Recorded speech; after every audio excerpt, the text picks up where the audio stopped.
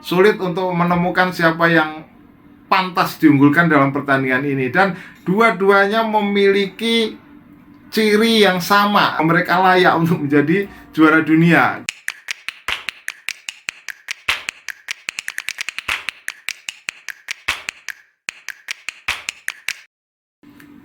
Salam pemirsa, ketemu lagi di This Corner, dan kali ini kita akan memasuki partai perempat final antara Inggris melawan Prancis dan juga Portugal melawan Maroko.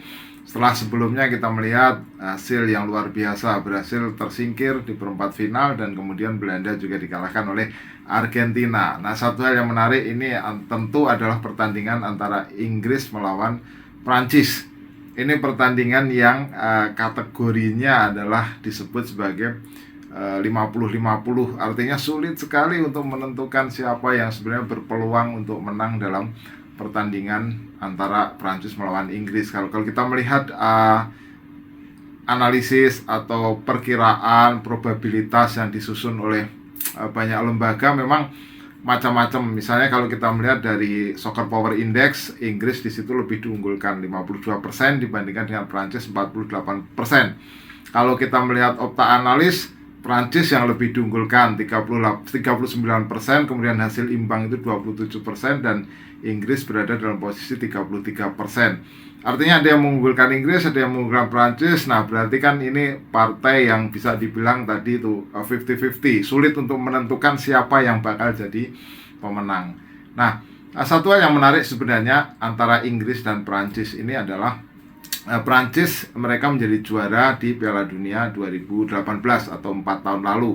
Dan kita melihat sepanjang sejarah mereka sudah 2 kali juara, setelah sebelumnya tahun 98. Untuk menjadi juara Piala Dunia itu bukan hal yang mudah. Kita melihat sejauh ini sepanjang sejarah itu hanya ada 8 tim yang pernah menjadi juara Piala Dunia. Siapa saja? Diantaranya adalah Brasil ya, 5 kali. Kemudian setelah itu Jerman 4 kali, Italia juga 4 kali. Nah, berikutnya adalah Argentina 2 kali, Inggris 1 kali, Spanyol 1 kali, dan Uruguay 2 kali. Tapi Uruguay ini didapat pada masa lampau.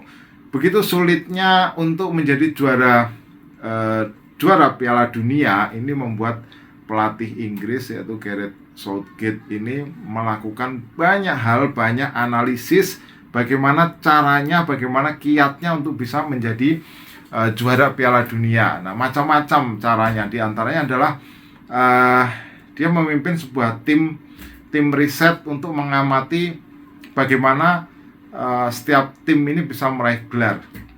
Nah, dalam beberapa tahun terakhir ini kita melihat misalnya 2010, kemudian 2010 Spanyol, 2014 Jerman, dan 2018 adalah Prancis. Nah, data itu akan menjadi penting, dan data yang didapatkan oleh timnya Southgate ini, pelatih Inggris ini, akan penting dan relevan terutama ketika Inggris akan bertemu dengan Prancis. Prancis sudah 2 kali juara dunia, Inggris 1 kali 6-6, itu ketika mereka menjadi tuan rumah. Nah, dari hasil temuan tim analis itu tadi, ada satu benang merah yang hampir sama yang dimiliki oleh setiap juara Piala Dunia, terutama dalam 3 Piala Dunia terakhir. Nah, benang merahnya apa? Benang merahnya yaitu adalah mereka biasanya memiliki pertahanan yang sangat kuat, pertahanan yang tangguh, dan mereka memiliki lini depan yang klinikal atau lini depan yang klinis. Klinis ini artinya adalah mereka bisa memanfaatkan peluang dengan efektif dan efisien. Nah, itu memang syarat kunci yang wajib dipenuhi oleh siapapun yang ingin menjadi juara dunia. Nah, penjabarannya seperti apa? Penjabarannya seperti ini. Kita lihat misalnya dari ketika Spanyol menjadi juara dunia tahun 2010. Nah, Spanyol ketika itu memiliki sebuah identitas sepak bolanya adalah penguasaan bola. Jadi penguasaan bola rata-rata Spanyol ketika itu adalah 59%. Nah, ketika menjadi juara, mereka mendapati atau melangsungkan pertandingan di mana 5 kali dari 7 pertandingan gawang Spanyol ini tidak pernah kebobolan. Bahkan mereka hanya kebobolan 2 kali saja. Nah, tetapi dari sisi mencetak gol mereka juga cukup minim ketika itu, hanya 8 gol tetapi bisa menjadi juara di Piala Dunia. Nah, beranjak 4 tahun kemudian ke Jerman tahun 2014. Dari 7 pertandingan hingga menjadi juara, mereka 4 kali mendapatkan hasil clean sheet, di mana gawangnya tidak kebobolan, yaitu di 2 pertandingan di putaran grup dan kemudian melawan Prancis dan juga melawan Argentina. Nah, itu pun ketika pertandingan semifinal melawan Brasil, mereka kebobolan 1 gol dalam kondisi sudah unggul cukup banyak. Nah, kita melihat dari sisi memasukkan, ketika itu mereka sangat produktif. 18 gol diciptakan dan 4 pertandingan mereka tidak kebobolan. Kemudian kita beranjak ke 4 tahun lalu, di mana Prancis. Nah, Prancis juga sama. Prancis juga mendapatkan clean sheet dalam 4 pertandingan dari 7 pertandingan yang sudah dijalani. Nah, kita melihat misalnya mereka clean sheet melawan Peru, melawan Denmark di putaran grup. Tapi kemudian juga clean sheet melawan Uruguay dan juga Belgia. Nah, ada satu pengecualian di mana mereka kebobolan 3 gol lawan Argentina ketika itu, dan di final ketika melawan Kroasia kebobolan 2 gol. Tetapi kita melihat 4 kali clean sheet dari 7 pertandingan. Nah, jumlah gol mereka memasukkan adalah 14 gol, produktif, juga cukup produktif. Jadi klinis dan pertahanan yang tangguh. Kita melihat dari 3 Piala Dunia terakhir itu. Nah, selain itu apa? Selain itu mereka juga memiliki ciri-ciri, yaitu identitas tertentu. Identitas Spanyol misalnya adalah penguasaan bolanya.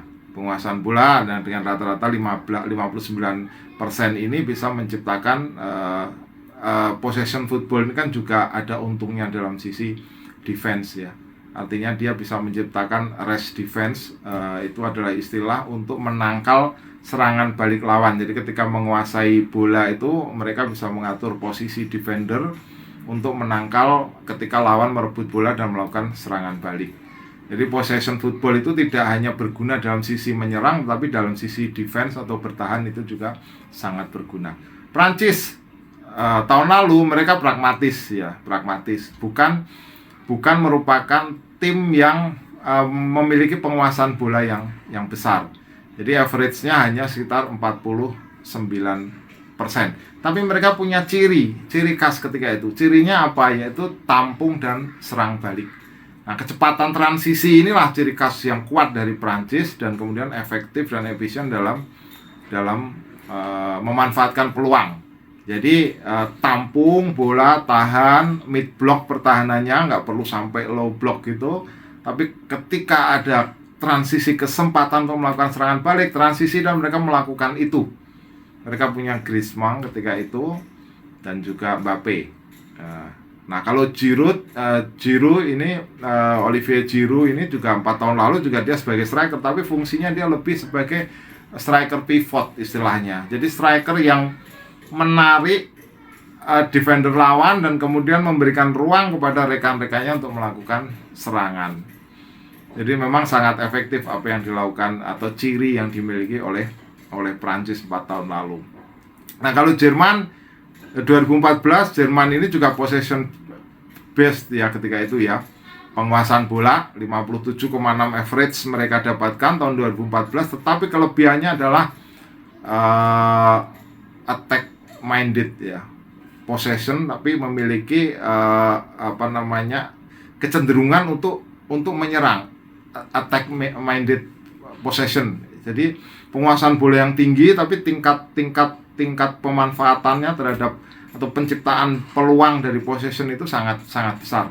Dan itu dibuktikan dengan jumlah gol yang mereka dapatkan, 18 gol ketika itu. Nah, apa relevansinya dari itu, dari data atau angka-angka tadi? Jadi Inggris di bawah Southgate itu ingin menciptakan apa yang disebut dengan ciri-ciri atau kiat untuk menjadi juara dunia itu tadi.